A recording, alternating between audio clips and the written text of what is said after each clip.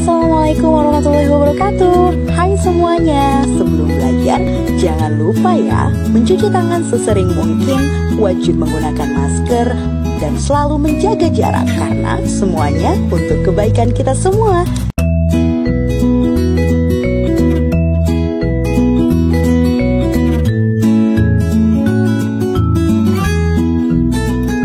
Assalamualaikum warahmatullahi wabarakatuh semuanya. Ketemu lagi sama Ibu di sini. Pada pertemuan kali ini kita masih membahas tentang teks prosedur dengan materi yang berbeda, yaitu struktur teks prosedur. Nah, sebelum kita membahas lebih dalam tentang apa sih struktur teks prosedur, seperti biasa Ibu akan jelaskan dulu kompetisi dasarnya, yaitu menelaah struktur dan aspek kebahasaan teks prosedur tentang cara melakukan sesuatu dan cara membuat. Cara memainkan alat musik atau tarian daerah, cara membuat kuliner khas daerah, membuat cindera mata, dan lain-lain dari berbagai sumber yang dibaca dan juga didengar. Nah, untuk materi pembelajarannya yaitu tentang struktur teks prosedur. Untuk tujuan pembelajarannya, dalam pembelajaran ini diharapkan peserta didik dapat menyimpulkan dan menentukan struktur dalam teks prosedur. Nah, ini dia teks prosedur. Untuk teks prosedur ya, strukturnya ada 1, 2, 3, 4, 5. Ada 5 strukturnya ya. Jadi kalau misal Ibu minta kalian untuk membuat teks prosedur, harus lengkap nih. 5-5-nya harus ada ya. Oke. Yang pertama yaitu judul. Otomatis judulnya, apakah kamu mau membuat nasi kuning seperti yang ada di gambar ini, atau kamu mau membuat, ini gambar apa ya ngomong-ngomong ya, atau kalian mau membuat nasi goreng, jus alpukat, jus mangga, atau yang lain-lainnya, kalian harus kasih judul. Jangan sampai nggak ada judulnya. Kalau nggak ada judulnya, bingung Ibu nilainya nanti ya. Yang paling utama yaitu harus ada judul. Nah, setelah ada judul, otomatis kalian harus ada tujuannya. Untuk apa kalian membuat ini? Untuk apa kalian melakukan ini? Ya, harus ada tujuannya. Setelah judul ada, tujuan ada, otomatis harus ada nih alat dan juga bahannya. Kira-kira butuh alat apa aja? Terus setelah alatnya udah ada, kira-kira butuh bahan apa aja? Ya, kalau misalnya alatnya udah ada, bahannya udah ada, kalian bisa lanjutkan langkah atau cara. Step by stepnya tuh seperti apa? Ya, misalnya kalian mau membuat nasi lengko, otomatis hal yang pertama kali kalian lakukan ketika membuat nasi lengko, misalnya memasak nasi sampai matang. Setelah nasi matang, kalian bisa tuangkan nasi ke dalam piring. Setelah nasi sudah dituangkan ke dalam piring, kalian bisa potong tempe dan juga tahu secara dadu, potong dadu ya, bentuknya kotak-kotak gitu. Tuangkan tempe dan juga tahu di atas nasi. Setelah itu kalian bisa iris mentimun. Setelah mentimun sudah diiris kotak-kotak, tuangkan mentimun di atas nasi yang sudah ada tahu dan tempe. Kurang lebih itu langkah-langkahnya. Oke? Kurang lebih itu langkah-langkahnya.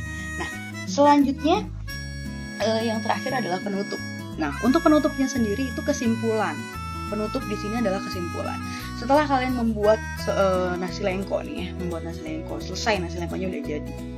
Otomatis kalian akan berbicara atau membuat kalimat dengan simple, mudah, dan murah.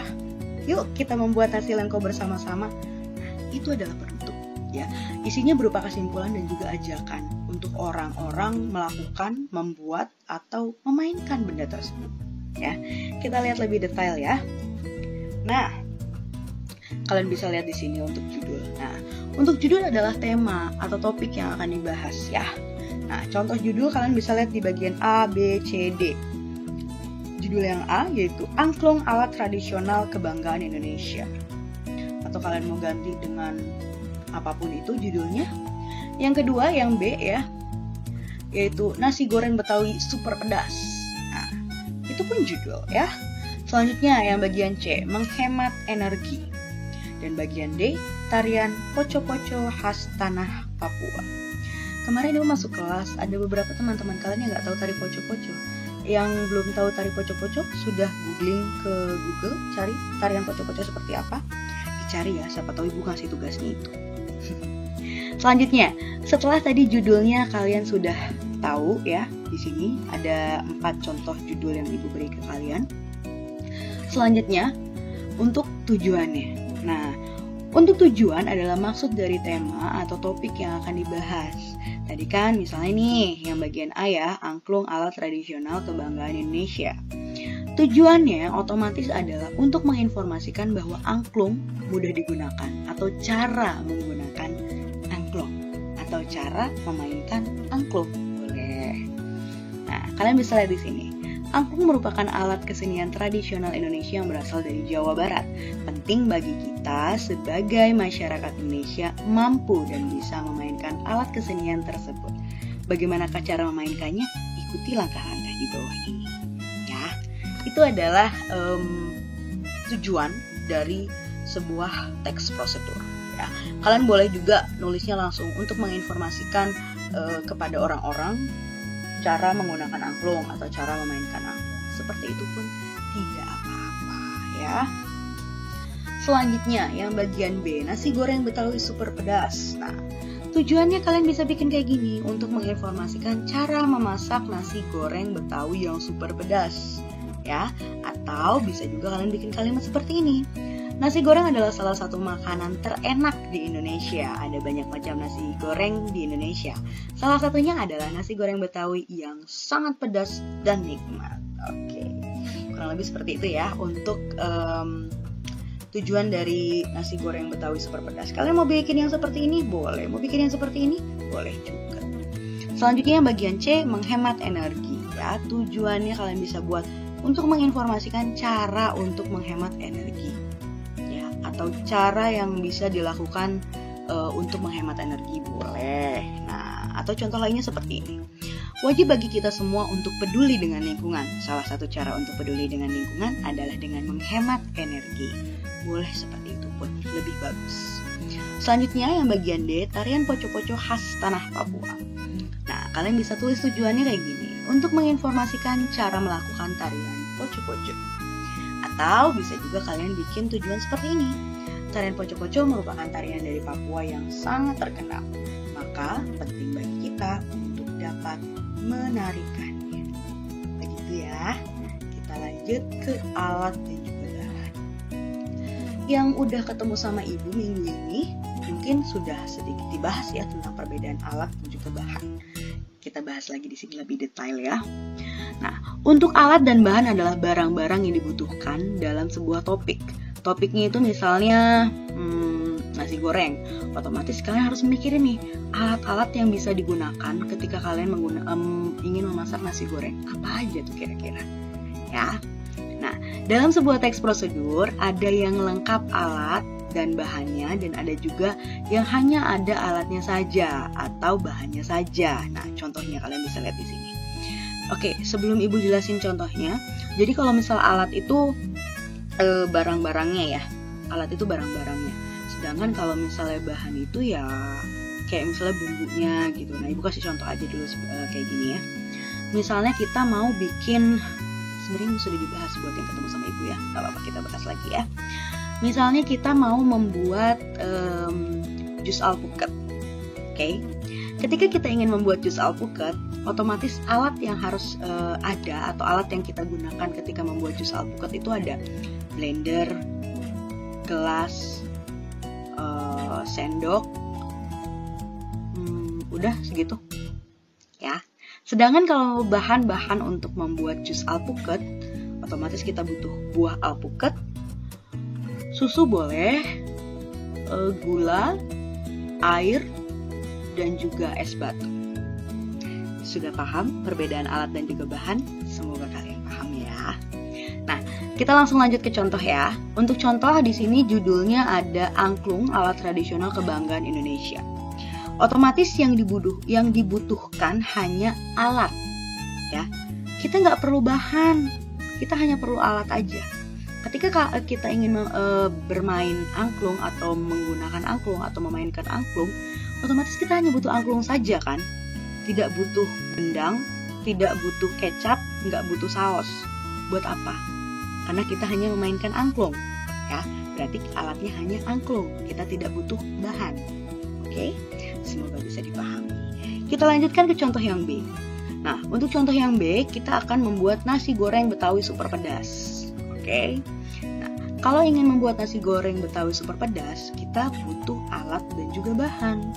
Ya, karena kita butuh di alatnya ada 1 buah piring, 1 buah sendok, 1 buah pisau, dan lain-lain. Oke. Sedangkan kalau misalnya untuk bahan, dalam membuat nasi goreng Betawi super pedas, kita membutuhkan 100 gram nasi putih, 15 buah cabai rawit, karena pedas sekali ya. Terus 2 siung bawang merah, berarti bawang merahnya 2 ya. Terus ada 1 siung bawang putih, berarti bawang putihnya 1, dan lain-lain ya. Dan lain-lain itu bisa ditambah dengan bahan apapun ya. Ini ibu kasih contoh aja sedikit. Oke, kurang lebih seperti itu ya untuk membuat nasi goreng Betawi super pedas untuk alat dan bahannya ya. Nah, bagian C nih, menghemat energi. Untuk menghemat energi, kita tidak perlu alat, kita tidak perlu bahan, tapi kita hanya perlu langkah-langkahnya saja. Ya, jadi kalau misalnya ibu minta kalian untuk coba kalian bikin teks prosedur tentang menghemat energi, otomatis kalian tidak perlu ada alat, tidak perlu ada bahan. Kalian hanya perlu menuliskan langkah-langkahnya aja. Step by step-nya apa nih kira-kira untuk menghemat energi. Ya, seperti misalnya contoh mematikan lampu ketika tidak dibutuhkan. Nah, itu pun adalah salah satu cara untuk menghemat energi. Kita lanjut yang D ya. Untuk yang D, tarian poco-poco khas tanah Papua. Nah, untuk tarian poco-poco khas tanah Papua, kita hanya perlu alatnya aja. Apa nih kira-kira alatnya? Speaker sama lagu poco-poco. Ya. Mau ditambahin tape recorder, boleh, itu bisa ya. Tapi kita tidak perlu bahan. Oke? Intinya kalau misalnya kita membutuhkan alat dan bahan itu, biasanya di jenis teks prosedur yang membuat. Misalnya mau bikin masakan, mau bikin minuman, itu pasti alat dan bahannya lengkap. Ya. Begitu kurang lebih. Ya. Kita lanjutkan. Nah, kita lanjut ke langkah. Untuk langkah-langkah dalam teks prosedur adalah urutan lengkap untuk memainkan, menggunakan, membuat, dan juga melakukan sesuatu. Sesuatunya apa nih? Contoh yang ada dalam di bawah sini, yaitu contohnya jus mangga segar. Judulnya aja jus mangga segar, otomatis kita akan membuat jus mangga. Ya. Sengaja ibu di sini tidak menyebutkan alat dan bahan untuk jus mangga. Kita langsung lanjut ke langkah-langkah. Tapi ketika kalian membuat jus mangga atau membuat teks prosedur tentang jus mangga, otomatis kalian harus membutuhkan alatnya apa saja dan juga bahannya apa aja. Kira-kira kalau pengen bikin jus mangga, alatnya apa aja ya? Blender, gelas, sendok boleh, terus udah deh itu aja ya. Nah, sekarang kalau misalnya bahannya deh, bahan untuk membuat jus mangga yang segar tuh apa aja? Otomatis kita butuh buah mangga, kita butuh susu boleh deh, mau dikasih gula boleh, kasih es batu sedikit boleh, kasih air boleh. Oke, kita lanjut ke langkah-langkahnya. Nah, kalau langkah-langkah itu adalah step by step ya. Langkah-langkah itu step by step. Jadi awalnya kayak gimana, selanjutnya apa, selanjutnya lagi ngapain, terus sampai di akhir jadilah jus mangga. Jus mangga siap disajikan, siap dinikmati. Kita lihat di sini untuk langkah-langkahnya atau cara membuatnya. Yang pertama, kupas buah mangga lalu cuci dengan air bersih. Potong daging buah mangga sesuai selera. Jadi ini sesuai selera nih, mau kecil-kecil, mau besar-besar ya. Selanjutnya yang kedua, jika buah mangga sudah dipotong kecil-kecil, oh ternyata dia minta kecil-kecil. Jika buah mangga sudah dipotong kecil-kecil, haluskan dengan blender bersama air. Jadi udah langsung masukin ke blender, tambahin air gitu ya. Nah, yang ketiga, tambahkan gula, susu kental manis, dan sedikit es ke dalam blender. Haluskan hingga daging buah mangga benar-benar halus. Jadi udah dicampur semua jadi satu di blender.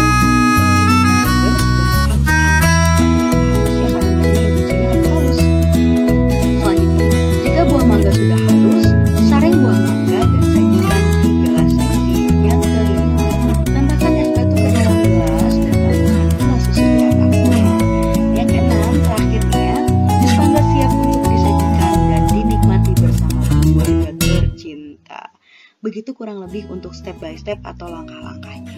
Jadi kalau langkah-langkah itu harus runtut ya. Jangan sampai, misalnya ini kan bikin jus mangga nih. Yang pertama kan kupas buah mangga lalu cuci dengan air bersih.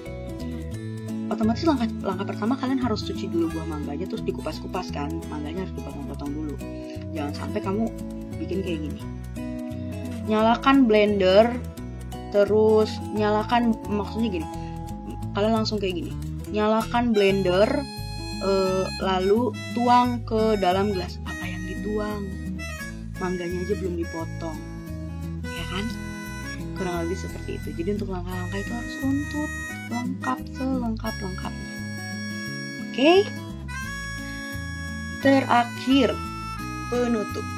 Nah, untuk penutup dalam teks prosedur adalah kesimpulan dan juga ajakan. Tadi udah Ibu kasih tahu ya bahwa penutup itu isinya kesimpulan dan juga ajakan. Dimana ajakannya itu agar kalau misalnya kalian membuat ya, agar orang tuh tergerak gitu. Oh ya, bikin jus mangga tuh gampang ya. Wah, berarti saya bisa nih bikin jus mangga di rumah.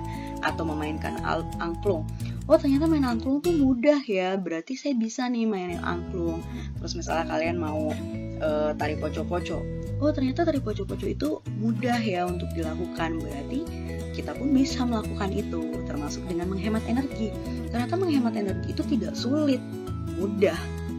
Jadi kita pun bisa menghemat energi. Ya, contohnya di sini yang A, judulnya Angklung Alat Tradisional Kebanggaan Indonesia. Nah, untuk penutupnya atau kesimpulannya yaitu mudah dilakukan dan dapat menumbuhkan rasa cinta kebanggaan kita terhadap Indonesia. Nah, dari situ kan bisa kelihatan, oh berarti kalau misalnya kita memainkan angklung bisa juga menumbuhkan rasa cinta kita terhadap Indonesia gitu.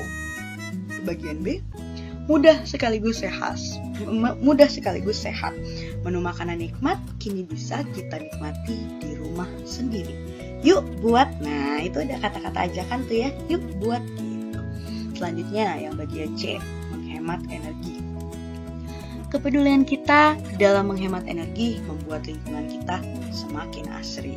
Nah, jadi kalau misalnya kita bisa menghemat energi, lingkungan kita juga jadi lebih hijau, lebih asri, lebih sejuk gitu ya.